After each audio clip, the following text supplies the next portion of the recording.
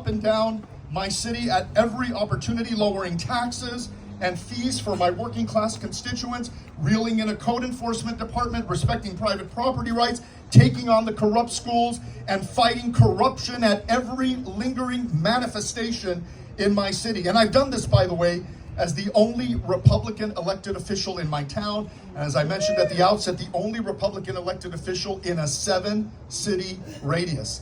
And it's worked for me, ladies and gentlemen. I consistently get reelected, on one occasion as the top vote getter in the recorded history of my city.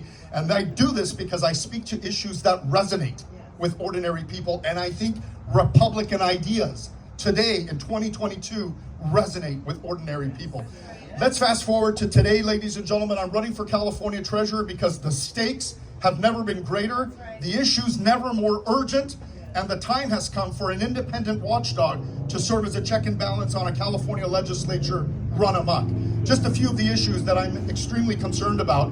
Our debt in this state, on balance sheet and off balance sheet, converges on a figure close to $1.5 trillion. If you count 1.5 trillion seconds backwards, we get to the Ice Age in the history of the Earth. And for perspective, the size of the total budget in California this year hovers around $300 billion. So if you do the math, it means we would have to shut down government tomorrow, literally turn off the lights, and continue to tax you several times over for the next 4 years just to recover from this gap.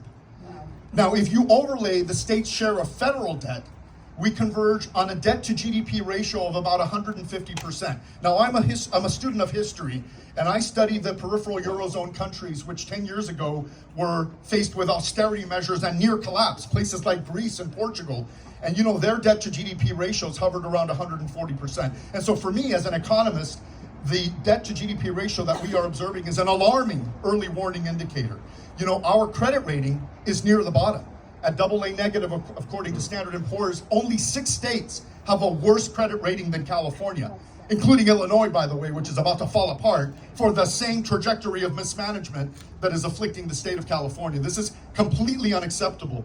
Of that of that off-balance sheet debt, unfunded pension liability accounts for about $1 trillion. And a lot of politicians are deathly afraid of the public sector union bosses. Well, let me tell you, ladies and gentlemen, I am not afraid of the union bosses, and I'm ready to stand for reform. In fact, ladies and gentlemen, I will be an advocate for the taxpayer at every opportunity. I intend to testify at committee hearings in the State Assembly and in the State Senate on matters that relate to taxes, budget, investment management decisions, or debt issuance. And let me tell you, I'm going to testify so often that those legislators, sorry about this, Kevin, are going to be sick and tired of seeing my face. That's my commitment to you guys. And anyway, ladies and gentlemen, we should be very excited about November. Let me share a dose of optimism going into this election cycle. I think the victory for Republicans will come through those communities that historically have not voted Republican. You know, let me share a few statistics with you. Wall Street Journal reported not too long ago that among Hispanic Americans, 37% are positioned to vote Republican in the congressional midterms, as compared to 37% for Democrats. So for the first time ever, Wall Street Journal is reporting a balanced demographic. African Americans, at the outset of President Biden's term, support from African Americans, the most loyal demographic to President Biden, stood at 75%. Today, it's almost 50%. It's been cut in half.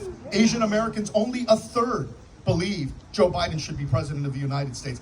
Think about this opportunity that we have before us. And it's not just economy and inflation, which happen to be the #1 issues for working people in California, but it's the woke agenda. It's the decrepit public education that is afflicting working families up and down the state. It is the neglect of public safety. Ladies and gentlemen, we have a revolution on our hands.